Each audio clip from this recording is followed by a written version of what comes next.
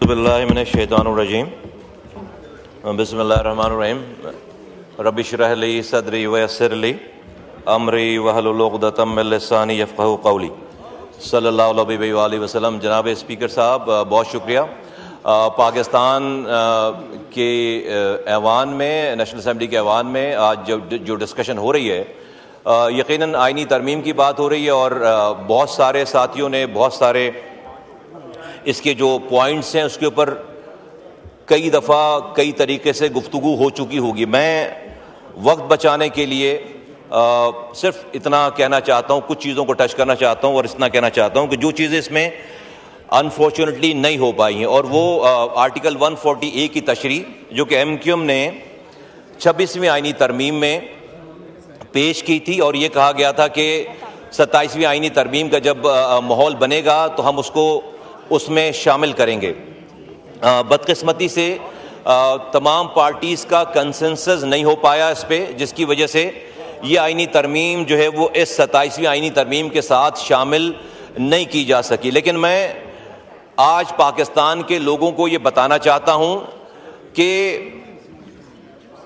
अल्हम्दुलिल्लाह 26वीं आइनी तरमीम से पहले जब MQM ने इस हुकूमत को ज्वाइन किया था तो हमने अपने कोई मुतालबात नहीं रखे थे, कोई वजारतों के कोई और मुतालबात 10 नुकाती, 15 नुकाती, 50 नुकाती मुतालबात नहीं थे।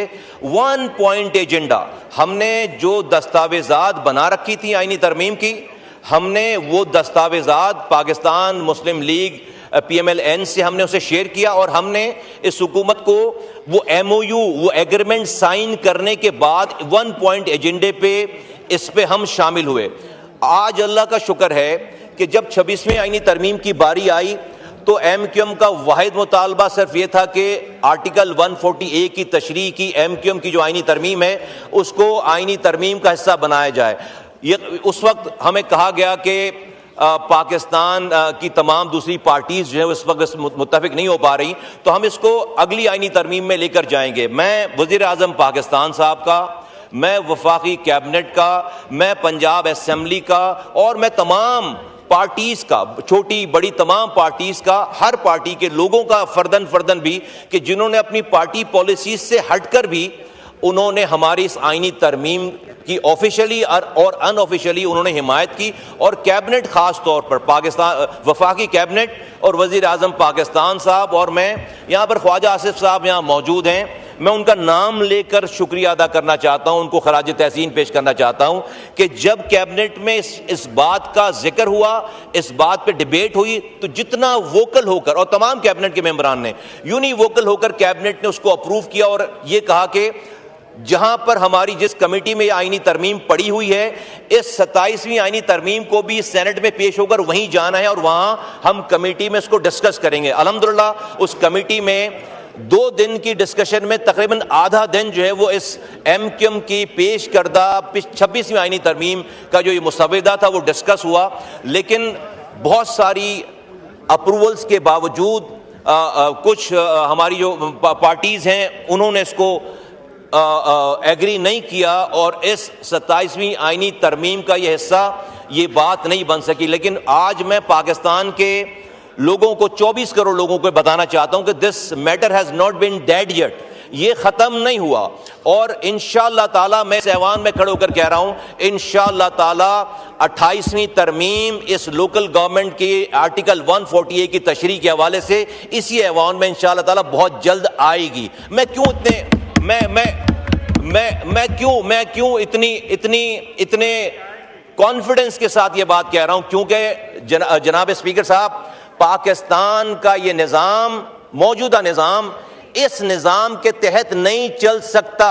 अब ये MQM की बात नहीं है, ये किसी पार्टी की बात नहीं है। अगर आपको इख्तियारात और वसाइल, अगर आप गुड गवर्नेंस की पॉलिसीज फेडरल गवर्नमेंट की या प्रोविंशियल गवर्नमेंट्स की, अगर आप पाकिस्तान के लोगों के डोर स्टेप्स तक लेकर जाना चाहते हैं, आज उसका कोई व्हीकल मौजूद नहीं है। आप डोर स्टेप्स तक गुड गवर्नेंस लेके जा नहीं सकते क्योंकि पाकिस्तान में लोकल गवर्नमेंट का निज़ाम मौजूद ही नहीं है। मैं इसी ऐवान में बैठे हुए बलूचिस्तान के हमारे साथी हैं, मैं आपको मिसाल दूं, जब से ये सिक्योरिटी हम यहाँ आए हैं, सिक्योरिटीज के हवाले से कई ब्रीफिंग्स का मैं हिस्सा रहा हूं। जब वो नेशनल एक्शन प्लान के जो भी प्लान था, जब पाकिस्तान की फौज ये बताती है कि क्या क्या हमने कर लिया, क्या क्या एक्शन हमने कर लिए, फिर वो जब आखिर में कंक्लूजन पे आते हैं कि इलाकों में जाना है, एमपीए एमएनएस को जो काम करना है वो अपने अपने इलाकों में जाएं। एमपीए एमएनएस गुड गवर्नेंस लेकर अपने इलाकों में कैसे जा सकते हैं? बलूचिस्तान के एमएनएस मौजूद हैं, बलूचिस्तान के एमपीएस को मैं एक एमएनए का हल्का बलूचिस्तान में अगर वो अपना सफर शुरू करे अपनी कॉन्स्टिट्यूंसी में एक कोने से, वो 3 रातों के बाद अपने हल्के में दूसरे सिरे पे पहुंचता है। 3 रातें लग जाती हैं उसको अपने हल्के में। वो कैसे अपने इलाके के तमाम लोगों की जो है वो खबरगिरी कर सकता है? नंबर 1। एक एमपीए 24 घंटे में अपने इलाके में अपने हल्के में एक कोने से दूसरे कोने पहुंचता है।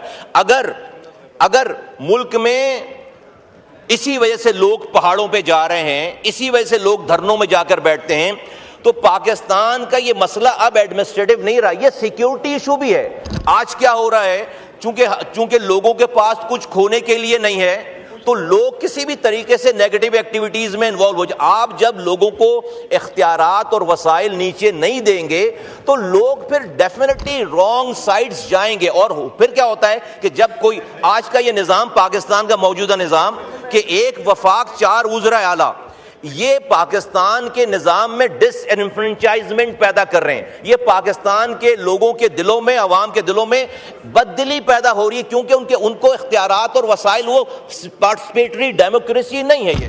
तो इसका नतीजा क्या हो रहा है? इसका नतीजा ये हो रहा है सर, इसका नतीजा ये हो रहा है कि लोग हथियार उठा लेते हैं, अगर पहाड़ों पे चले जाते हैं अपनी इन तमाम चीज़ों की वजह से। फिर आप इसी फौज को कहते हैं कि आओ फलां ने हथियार उठा लिया, आकर उससे लड़ो। 70 सालों से फौज को हम अपनी मुसल्लह फौज को अपने लोगों के खिलाफ हम लॉन्च करते चले जा रहे हैं, ऑपरेशन करवाते चले जा रहे हैं। इस चीज पे तो खुदा के वास्ते मिलकर बैठो कि ये लोग आखिर किस निज़ाम, कौन सा निज़ाम है जो ये लोग हथियार बरदार लोग बना रहे हैं? वो ये निज़ाम है आज का कि आप एक वफाक से और 4 सूबाई दारुल खिलाफा से ये निज़ाम चला रहे हैं। पाकिस्तान में बात ये होती है कि ये आईनी, ये आर्टिकल, ये जो तरमीम है, इस तरमीम का जिक्र यहाँ नहीं होना चाहिए क्योंकि ये सूबाई मसला है। मैं उन तमाम लोगों को बताना चाहता हूँ कि हाँ, ये सूबाई मसला है, लेकिन हमारी इस ऐवान में बैठी हुई पार्टीज हैं जो कि 18वीं तरमीम का क्रेडिट लेती हैं, वो अच्छी बात है। लेकिन उसी 18वीं तरमीम में आर्टिकल 140A लिखा हुआ है, जिसका मफहूम है कि political, administrative and financial power will be delegated to the elected local government. Elected local government का जिक्र है, 3rd tier of the government का जिक्र है। इलेक्टेड लोकल गवर्नमेंट नहीं मौजूद है। आपने लोकल गवर्नमेंट के इदारे बना रखे हैं, लोकल गवर्नमेंट मौजूद नहीं है। हम सिर्फ ये कह रहे हैं कि जिस फॉर्मूले के तहत आप वफाक से एनएफसी अवार्ड लेते हैं, डिविजिबल पूल में पैसे लेते हैं, और उसी आप उस पैसे को फिर सूबाई दारुल हुकूमतों में रखकर नीचे उसका ट्रिकल डाउन का कोई निज़ाम नहीं है। चीफ मिनिस्टर्स के, पाकिस्तान के चीफ मिनिस्टर्स की मर्जी पर है कि वो किसी को 1 रुपया दें या 100 अरब रुपए दें, कोई उनसे पूछने कोई निज़ाम नहीं है।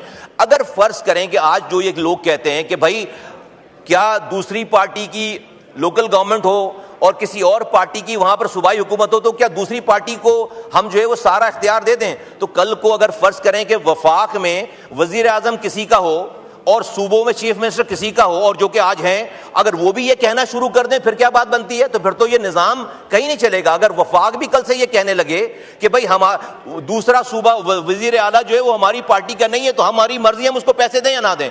ये मुल्क, कौमें इस तरह नहीं चला करती पाकिस्तान में। इसने, और ये सबके फायदे में। मैं बहुत ही मौदेबाना गुजारिश करूंगा इस ऐवान से, और मैं सारी पार्टी से गुजारिश करूंगा कि इसमें सबका फायदा है। और मैं खास तौर पर पाकिस्तान पीपल्स पार्टी, जो कि बड़ी पार्टियों में से एक पार्टी है, वो हमें मौका दे और हमसे हमारा मौक़िफ़ सुने।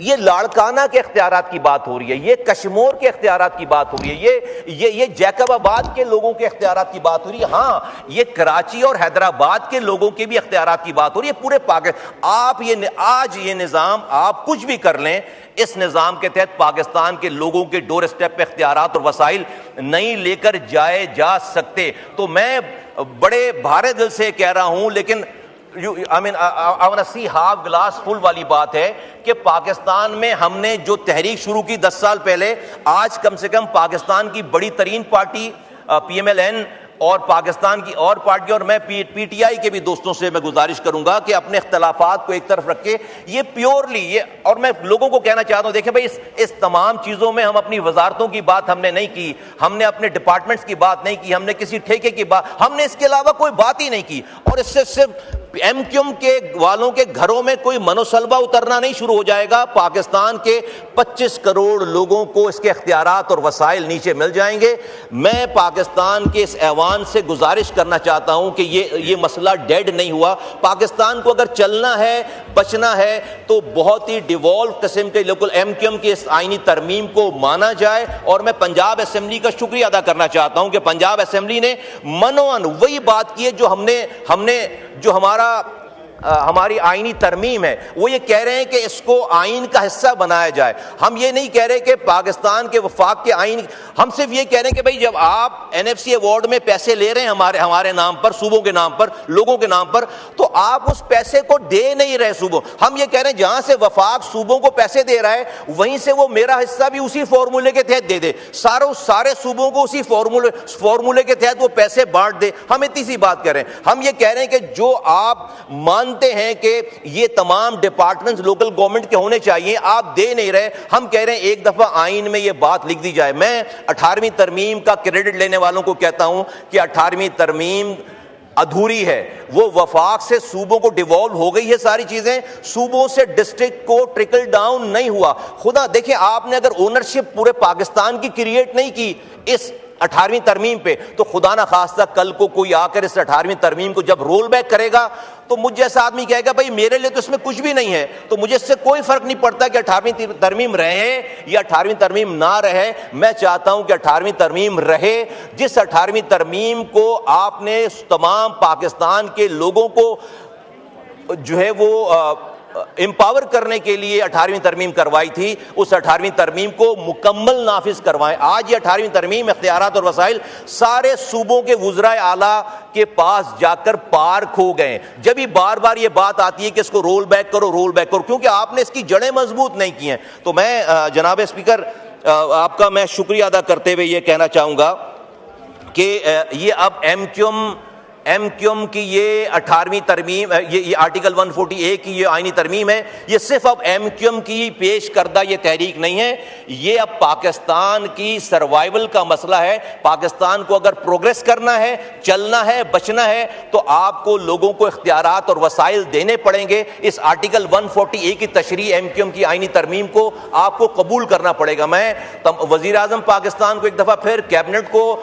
पंजाब की असेंबली को और इस ऐवान में जिसने भी हिमायत की है, मैं सबका शुक्रिया अदा करता हूं, खराज तहसीन पेश करना चाहता हूं। बहुत शुक्रिया।